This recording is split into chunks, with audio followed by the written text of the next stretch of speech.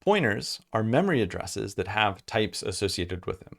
For example, you can have a pointer to a character, and when the compiler uses that information, it knows that when I go to dereference this address, that I'm only looking for 1 byte of information. Whereas if you had a pointer to a 64-bit integer, and you try to access that information in your program, the compiler would know, okay, I've got an address that stores the first byte in a sequence of 8 bytes that corresponds to a 64-bit integer. Well, we're going to learn a new type of pointer today, which is a function pointer. And this concept is initially kind of perplexing, and its syntax is a little bit overwhelming at first glance, but it's a really cool and extremely powerful concept. So let's jump right in. Previously, we've looked at the virtual memory space, and we know that at the very top of our space, we've got our environment and our arguments that our process was begun with. We've got our stack where our local variables for each function call frame are being stored. We know that down towards the bottom, we've got our static memory space. We've got our heap memory where we have dynamic allocations, and we've still got this unexplored territory down at the very, very bottom of our virtual memory address space. So what is down there? Let's find out. To begin, I would like you to try replicating the code you see on the screen here. And so I would encourage you to go ahead and pause the video here and set up a file. You can name it function-pointers.c or whatever you'd like. And just go ahead and get to the point of having this code replicated. And if you want to compile it, you can, but we'll talk through exactly what's going on here in just a moment. So pause the video here and try and get to this point in your C program.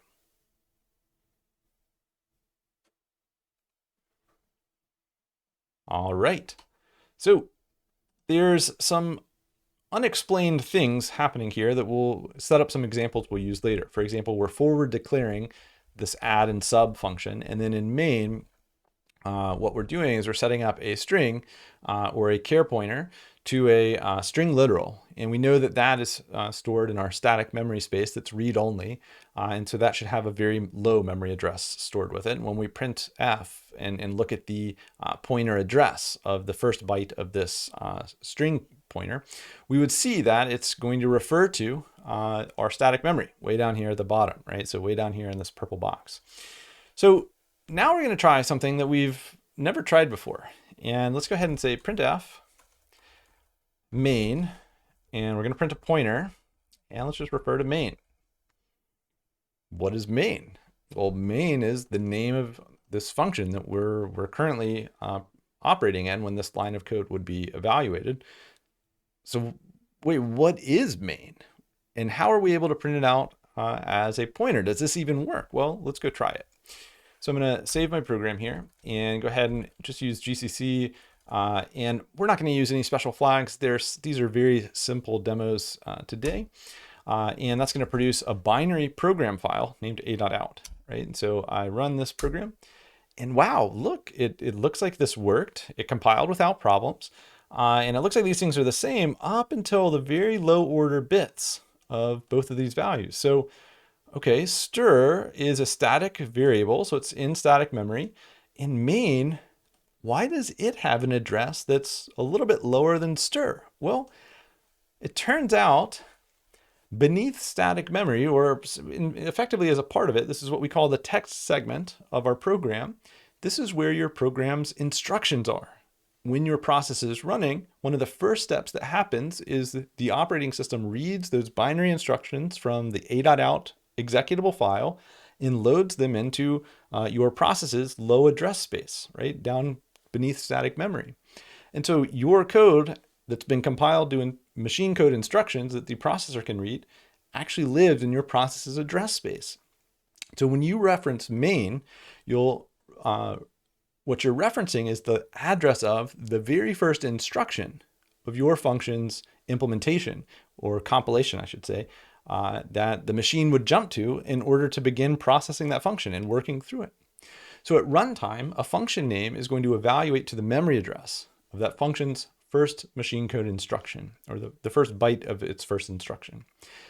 Now, when a function call evaluates, the compiler before, as part of setting up your binary and compiling your binary code, the compiler is setting up some boilerplate for managing function calls. And so There will be some steps involved in setting up your function's parameters before that jump is made.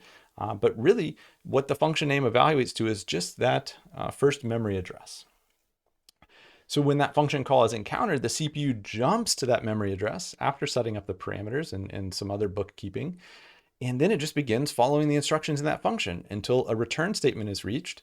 And at that point, your compiler would also install some machine code instructions for sort of unrolling the work that it did and jumping back to a return address. And that return address would just be the memory address of whatever instruction the function call occurred on just after it, so that it jumps back and continue on from there. Again, there's way more details involved in setting up a functions frame and then unrolling that and jumping back to the correct place. But those details you'll learn in the next course as you look, and the details of how a central processing unit is able to read instructions and operate based on them and change its state based on those instructions. That's the bread and butter of Comp 311, computer organization. If a function's name is just going to evaluate to a memory address, does that mean that we can store that memory address in a variable, like a pointer variable, and make use of it? Well, yeah, we can. And this is what's really interesting about the idea of function pointers and functions having memory addresses that you can refer to.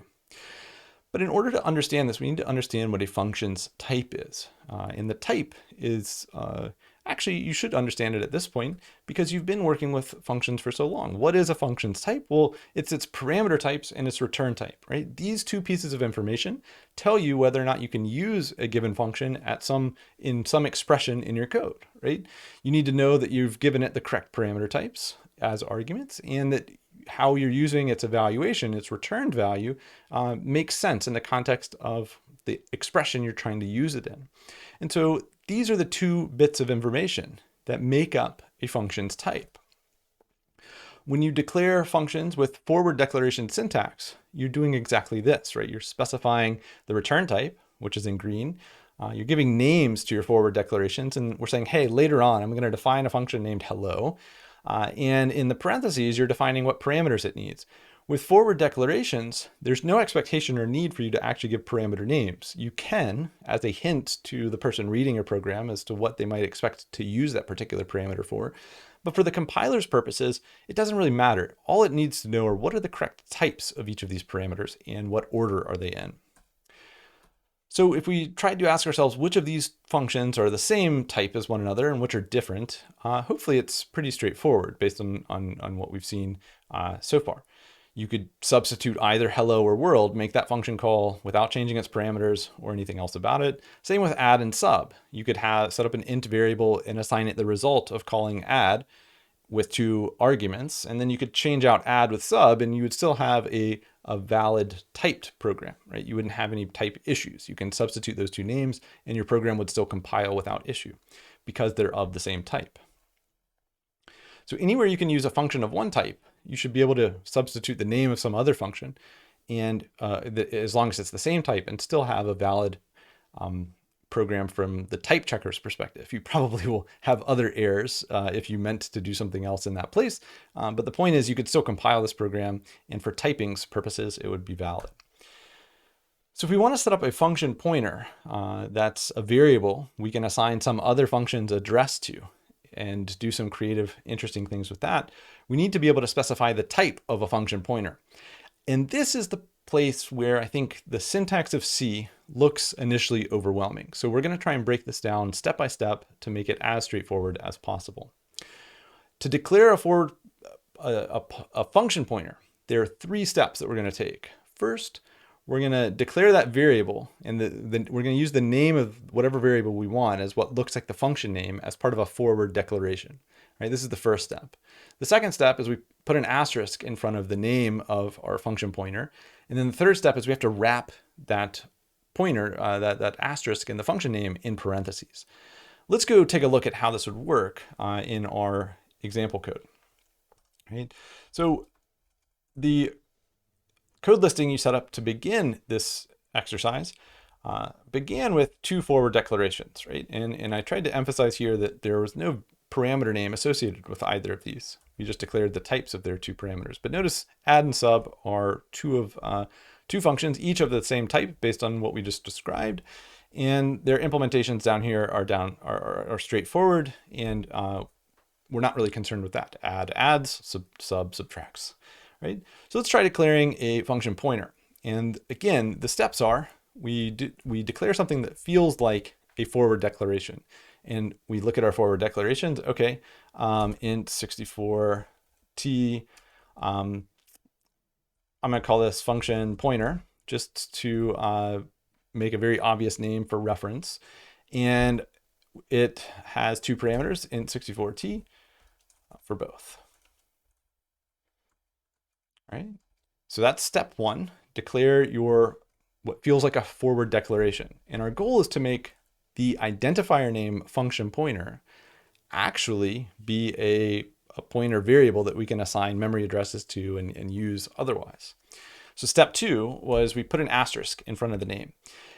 Now, this is where things are funny. This is a valid declaration, right? But what we're saying here without introducing the parentheses, and why those parentheses are so important, is because due to precedence rules, this declaration is saying a function pointer is a forward declaration of a function that returns a pointer to an int64t. It's not actually a function pointer. But those parentheses change the meaning significantly. And by adding them, what we're declaring here is function pointer is actually a pointer to a function that will return an int64t and takes as parameters two int64t parameters. All right. So that sequence of steps, or the ultimately the resulting syntax that we see here, is important. We can't do this without the parentheses. The parentheses are overriding the precedence of that asterisk that would otherwise bind to the return type and normally would specify something about the return type. Right? So now that we have this function pointer, well, we can use it like a variable, right? In fact, before I do that, notice that the warning down at the bottom of Vim with this plugin installed says unused variable function pointer. So let's try using it. So function pointer is assigned, and we should be able to assign it the address of any function of this type. Two int64t parameters returns an int64t. So we got two functions that's true for, add and sub. So I don't know, I'll pick add. And now let's try calling this function and printing out its return value. So printf 1 plus 2 is, and we're going to print out a 64-bit value here, and we'll say function pointer. And here's where things are very cool, 1, 2, right? So notice we're calling this pointer as if it were a function that were defined, and we're giving it two arguments, just like we would any other function of this type. And there's no apparent syntax errors. We could try running this, but before we do that, let's just go ahead and copy these two lines and try reassigning this to be sub, or this pointer is now, function pointer is now going to refer to the address of subtract, the sub function, and we'll change our print output, and then we're going to call that same pointer function as if it were a function and give it the same argument. So notice both of these lines of code are calling the exact same function to produce some result, or are calling the exact same function pointer to produce some result.